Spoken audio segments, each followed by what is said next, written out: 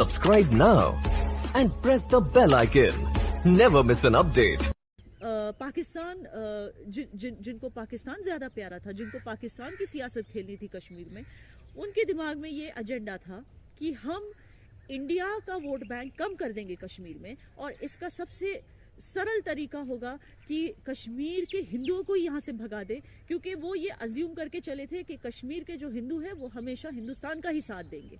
एक ऐसा देश जहाँ पे 85% से ज्यादा हिंदू रहते हों, एक धर्म के रहते हों, और उसी धर्म के लोगों को अपने उसी देश में एक जगह अपनी जगह छोड़ के दूसरी जगह पे जाना पड़ जाए।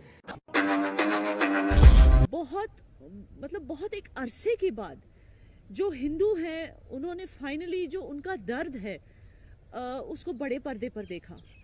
काफ़ी टाइम से जो पहले हमारी गवर्नमेंट होती थी उसने बहुत कोशिश की कि ये सारी सच्चाइयाँ जो सिंधी हिंदुओं के साथ हुई, फिर उसके बाद कश्मीरी हिंदुओं के साथ हुई, ये सारी सच्चाइयाँ दबा दी गई थी। और मैं बहुत ही शुक्रगुजार हूँ फिल्म मेकर विवेक अग्निहोत्री जी की, क्योंकि उन्होंने एक इतनी बेहतरीन मूवी बनाई जिसमें कश्मीरी पंडितों की जो दास्तान है, जो उन पे बीती हुई, जो उनके अफसाने हैं, वो सारे बाहर आ गए।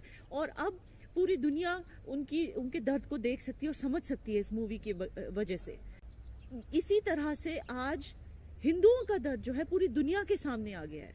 और ये क्यों ज़रूरी है? क्योंकि जो वर्ल्ड पॉलिसीज़ होती हैं, जो बनती हैं यूनाइटेड नेशंस में, यूएनएससी काउंसिल में, वर्ल्ड पॉलिसीज़ टेररिज्म को रिलेटेड, वर्ल्ड सिक्योरिटी को रिलेटेड जो पॉलिसीज़ बनती है, उन पॉलिसीज़ के बनने के लिए बहुत ज़रूरी है कि सारी दुनिया को सच्चाई पता होनी चाहिए कि कहाँ पे क्या हुआ था, किस कम्युनिटी के साथ कौन सा अत्याचार हुआ था। ये दुनिया को पता होना बहुत ज़रूरी है। और आज फाइनली एक ऐसी मूवी रिलीज़ हुई है जिसने बिना कोई चीज़ को छुपाए या किसी तरह की मारकाट करके या किसी तरह की सेंसरशिप करके हर एक चीज़ को सच्चाई से सामने लाया।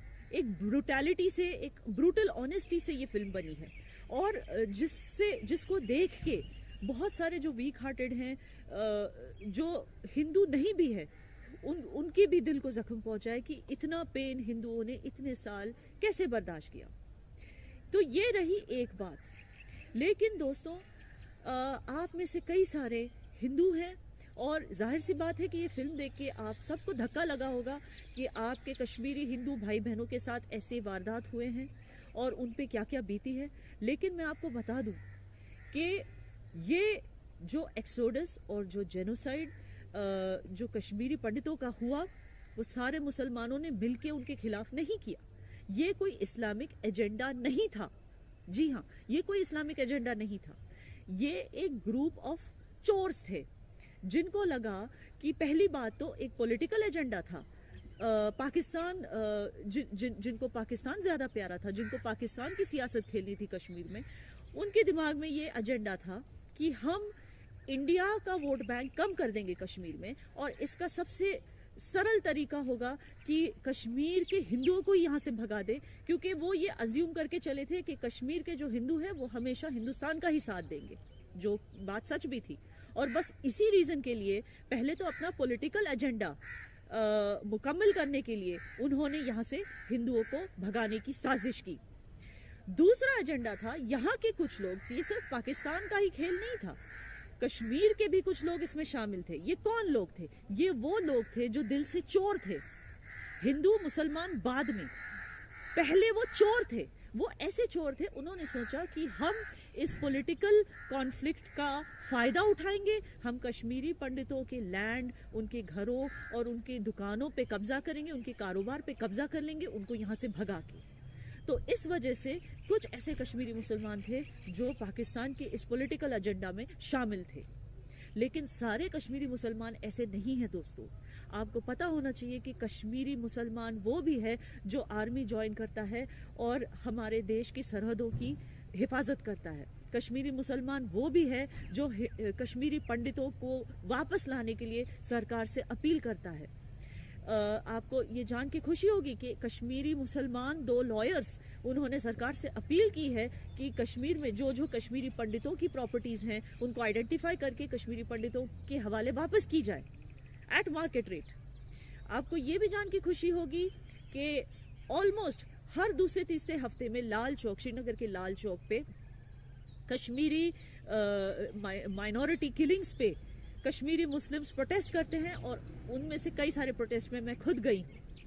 आपको मैं ये भी बता दूं कि कश्मीरी मुसलमान वो भी है जिन्होंने कभी कश्मीर की ज़मीन नहीं छोड़ी और फिर भी हिंदुस्तान का साथ देता गया, और वो भी टेररिज्म का शिकार होता गया।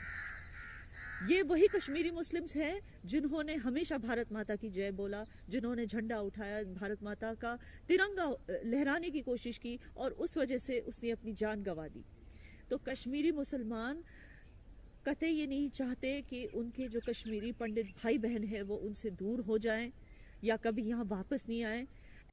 देखें, अपने मुल्क से, अपनी ज़मीन से, जहाँ पे सदियों से आप रह रहे हो, और सिर्फ धर्म की बुनियाद पे आपको वहाँ से निकाला जाए, और आपको सिर्फ 3 चॉइसेस दी जाएं कि आप या तो धर्म परिवर्तन कर लें, या भाग जाएं, या फिर मरने को तैयार रहें, यानी रलीव गलीव या चलीव, धर्म छोड़ दो, मुसलमान हो जाओ,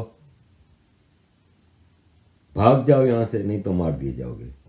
तो ये जो कश्मीरी पंडित कश्मीर छोड़ के दिल्ली और जम्मू में कैंपों में रहते थे, तो वो बताते थे कि आरिफ भाई, हम पहाड़ों में, बर्फ़ के पहाड़ों में -20 -25 के टेम्परेचर में रहने वाले आज दिल्ली और जम्मू की +30 और +40 की टेम्परेचर में टेंटों में रह रहे हैं।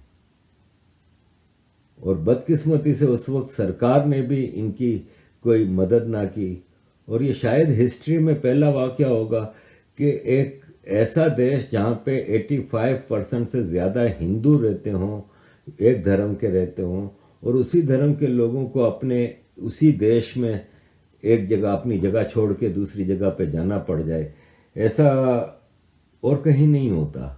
लेकिन ये इधर हुआ है। इस फिल्म में डिटेल से एक एक चीज़ बताई गई है। मैं as a human rights activist इन चीज़ों के बारे में बहुत हद तक वाकिफ़ था,